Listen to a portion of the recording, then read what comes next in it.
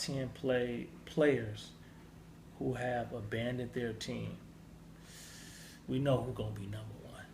So let's check it out, see how it is.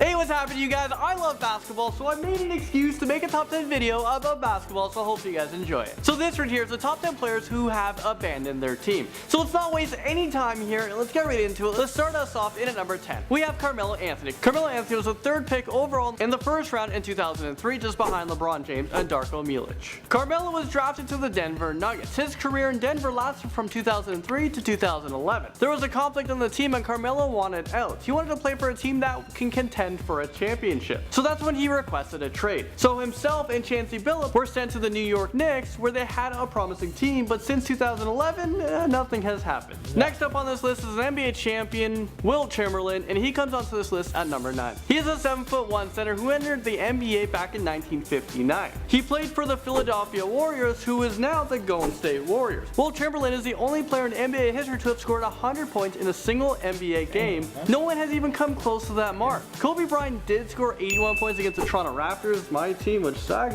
but that's the closest anyone's ever gotten, 19 points away. Still a lot. Wilt Chamberlain was one of the most dominant NBA players from his time, so in 1965, when he was traded to the 76ers, this came as a shock. He was actually one of the highest paid players back then, earning about $30,000 a year. I know there's inflation, but even with that inflation, that $30,000 today would be worth around $244,000 a year, which is pretty decent, but compared to the NBA contracts these days, that's nothing. Okay, so Kevin Garnett disappointed and shocked a lot of his fans when he decided it was time to take his career somewhere else that wasn't in Minnesota. So he comes into number 8. Garnett was drafted 5th overall in the 1st round to the Timberwolves. He played there from 1995 to 2007, which is a span of 12 years. But that dedication soon was over. This trade was a huge shock, and it was a 7-for-1 deal, which constitutes as the largest number of players traded in a single transaction in league history. When Kevin Garnett left Minnesota, the team was 32-50, which is a horrible record in the NBA. So Kevin Garnett wanted to win. So Boston was his best chance. The same year he was traded to Boston, they actually won a championship, beating out the Los Angeles Lakers 4-2. Sorry about that, Kobe Bryant. Okay, moving into number 7, we have the Big Diesel, Shaquille O'Neal. He is said to be one of the most dominant big men in high school basketball and of course in the NBA. Later in his career, he chased championships, but to begin his career, fans thought he was dedicated to one team, and that was Orlando Magic, the team he was drafted to. He was drafted in 1992, 1st overall, but 4 years later, with no championships, he made the big move to team up with superstar Kobe Bryant to try to win a championship. So when Shaquille was traded to the Los Angeles Lakers, Kobe Bryant actually wasn't a superstar. That was his rookie year. So no one guessed that these two can dominate the game of basketball. Despite upsetting fans of Orlando, Shaquille went on to win 4 championships, 3 of them with the Lakers uniform. He won 3 years in a row. He three-peated, winning from 2000, 2001, and 2002, all with Kobe Bryant. Number 6 is Oscar Robertson. Oscar right now is 77 years old, and he was nicknamed the Big O for many reasons, because of his many accomplishments in the NBA. He was a 12-time All-Star, and he was the only player in NBA history to average a triple-double for a season. His whole career, he also defined the odds of a black man doing good in a professional sport. He was drafted back in 1960. He was selected by the Cincinnati Royals, which is now the Sacramento Kings. Oscar played as point guard for the team for 10 years from 1960 to 1970. His big move to Milwaukee was huge. This move actually stunned the basketball world, and there's still a mystery to the actual reason to the big trade. The 2nd year being on Milwaukee, they won a championship, and this was his first and only NBA championship. So for him, personally, great move. For fans, it was really shocking. Okay, moving on to practice. Really? We talking about practice?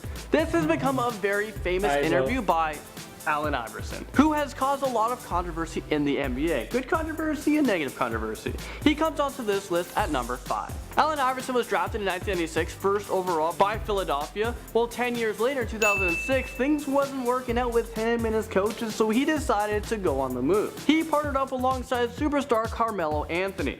And this is in Denver, and they were supposed to win a lot of titles together, but this never happened. So again, he requested to be traded to Memphis. After leaving Philly, Allen Iverson just just couldn't figure himself out anymore, and no team wanted to take him on as a starting player. Not wanting to come off the bench on any team, he decided to retire early. Number 4 is Michael Jordan from Chicago Bulls. This is a generational player. He was picked in the draft for the Chicago Bulls. He was drafted in 1984 and played till 1993 with the Bulls, but something tragic happened in his life. His father, James R. Jordan Sr., was murdered in his car, and his car was actually stolen from him. This was a tragic story that took the world by storm. Michael Jordan couldn't handle his death, so he retired from basketball. Later, he played baseball to honor his father, who loved the sport, but then he realized, you know what, this actually wasn't for him.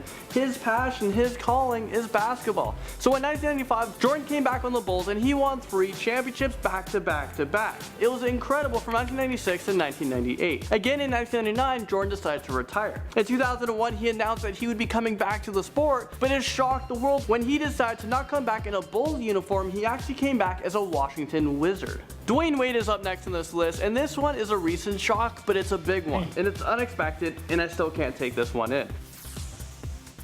Dwayne Wade has just decided to leave his team Miami Heat to join the Chicago Bulls. Does he know that Michael Jordan is no longer on that team? This move has had a lot of questions around it, and rumors have it that he's already regretting his decision to be with the Chicago Bulls. He went after the money. Wade was picked 5th overall, and he played for Miami his whole life. Since 2003, he knows nothing else. Another really big shock that happened, and this could have been at number 1, but we're talking about Kevin Durant. He came really close a few times to winning a championship. I mean, that's the ultimate goal in the NBA. You want to win the biggest award in the NBA, which is getting that trophy you get to hold up after you win 4 games in the NBA Finals, beating out every other team in the NBA. Durant is still pretty young, 27 years old, but he wants to be the main contributor to a championship team instead of just being that old veteran on a team who's just on the team just to pick up championships. So after playing his whole career at Oklahoma, he decided to do what was best for him, which is play for the Golden State Warriors. They have become a favorite to win next season, although some might argue that Cleveland might be a favorite, but I'm thinking it's Golden State. Finally, at number 1, it's time to take our talents to self-speech. This speech has become iconic, and as soon as this speech was said, people started to burn their jerseys. And I'm talking about LeBron James.